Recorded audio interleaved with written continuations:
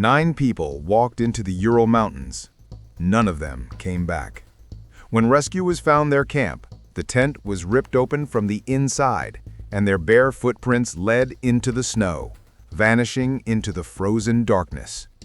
It was February 1959, deep in the cold heart of Soviet Russia. 9 hikers from the Ural Polytechnic Institute, all young, strong, and passionate about adventure, set out on what was supposed to be a routine winter expedition. Their leader, 23-year-old engineering student Igor Dyatlov, was known for his precision, calmness, and determination. Alongside him were his friends, Zina Kolmogorova, Rustem Slobodin, Yuri Krivonishchenko, Lyudmila Dubinina, Alexander Kolevatov, Nikolai Thibault-Brignol, Yuri Doroshenko, and Semyon Zolotaryov. They were all experienced, the kind of people who thrived in the harshness of snow and silence.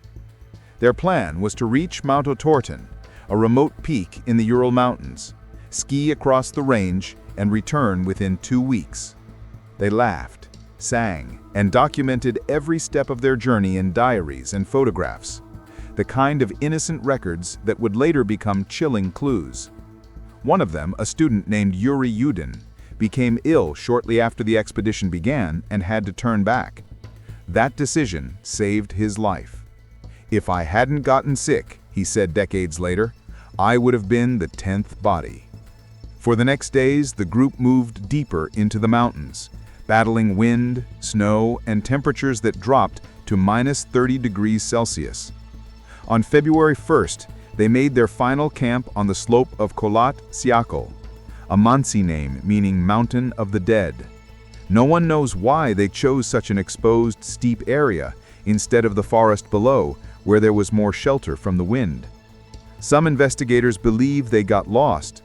Others think Dyatlov wanted to train his group under extreme conditions. Whatever the reason, it would be their last night alive. When the hikers failed to return, search teams were sent out. Planes and helicopters combed the frozen wilderness. On February 26th, rescuers finally spotted something strange on the white landscape, a half-collapsed tent poking out of the snow. When they approached, what they saw made no sense. The tent was slashed open from the inside.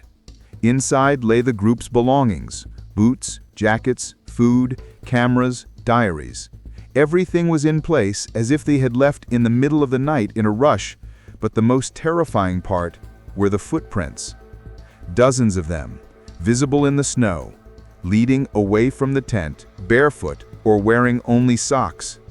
The prints spread downhill into the forest, fading after about 500 meters.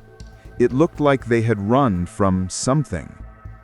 About 1.5 kilometers away, under a large cedar tree, searchers found the first 2 bodies, Doroshenko and Krivonishchenko. They were barefoot, dressed only in underwear, lying next to the remains of a small campfire. Branches above them were broken up to 5 meters high, suggesting they had tried to climb the tree, maybe to see something, or to escape something. Their hands were burned. The snow around them was melted. A few hundred meters away, 3 more bodies were found: Dyatlov, Kolmogorova, and Slobodin, lying in positions that suggested they had been trying to crawl back to the tent. All 3 had minor injuries, but Slobodin's skull had a small fracture, likely caused by a fall. It looked like they died from hypothermia while desperately trying to survive the night. That made 5 people found. 4 were still missing. For 2 months, the search continued. The snow was deep, the mountains silent. Then, in early May, when the snow began to melt, rescuers discovered a ravine in the forest. Inside it were the remaining 4 hikers: Dubinina, Kolevatov, Thibault-Brignol, and Zolotaryov. They were buried under several feet of snow, and their condition was horrifying.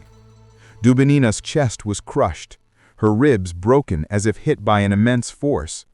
Thibault-Brignol's had a fatal skull fracture.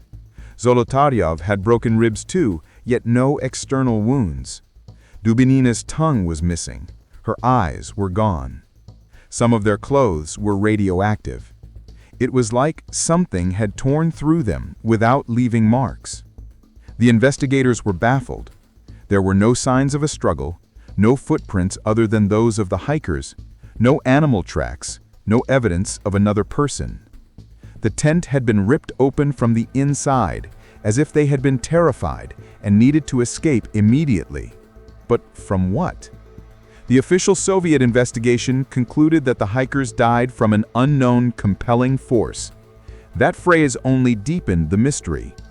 Over the decades, countless theories emerged, each more bizarre than the last.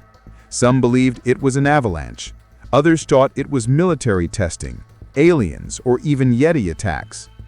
Each theory had its own logic and its own holes. The avalanche theory is the most common, but it doesn't fully fit. The slope was too shallow. The tent was still standing, half buried but not crushed. And why would trained mountaineers flee barefoot into freezing darkness instead of calmly moving to safety? Trained hikers know that leaving a tent in such conditions means death. They wouldn't do it without reason. Another theory points to infrasound, a phenomenon where low-frequency wind vibrations can cause panic and disorientation in humans. Perhaps a sudden wind pattern around the mountain caused a wave of fear that made them flee irrationally. But that doesn't explain the internal injuries, ribs broken without external trauma. Then there's the military test theory. Some believe the hikers stumbled upon secret Soviet experiments, parachute mines, or radioactive weapons, and became victims of an accidental blast. The bright orange glow in the sky that night, reported by locals, supports this idea. The radiation found on their clothes also adds fuel to this idea. But if a weapon had exploded nearby, their tent and bodies would have shown burns or debris, which they didn't. Some researchers turned to the supernatural. The Mansi people who lived in the area had long called that mountain cursed. They warned of spirits guarding the peaks. But the Mansi were peaceful, and no evidence of an attack was found. Others thought it was simply human error, exhaustion, disorientation, and cold. Yet even that couldn't explain the fear that made them cut open their own tent and flee half-naked into a snowstorm. Experienced hikers know that leaving a tent in such conditions means death. They wouldn't do it without reason. The photographs taken by the group in their final days are the last haunting evidence. The last few frames, blurry and dark, show glowing orbs in the sky. Perhaps camera errors, or perhaps something else. The expressions in their earlier photos are carefree, joyful, but in the final ones, their faces are tense, eyes wide, as if something had changed. Decades passed, and the Dyatlov Pass Incident became legend. Books, documentaries, and investigations tried to uncover the truth.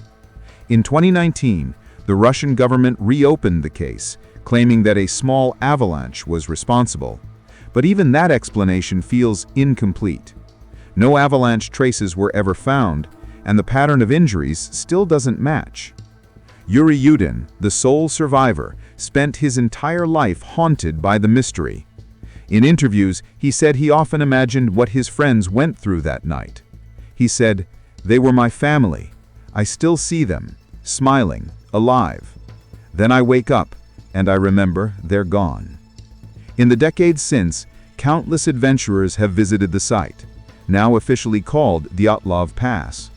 Some claim to have felt strange magnetic disturbances, compasses spinning wildly. Others say they felt watched. The mountain stands silent, eternal, indifferent to the questions below. Perhaps the most chilling detail came from one of the investigators who examined the bodies. He said, "These people didn't die peacefully. Whatever happened, they were terrified."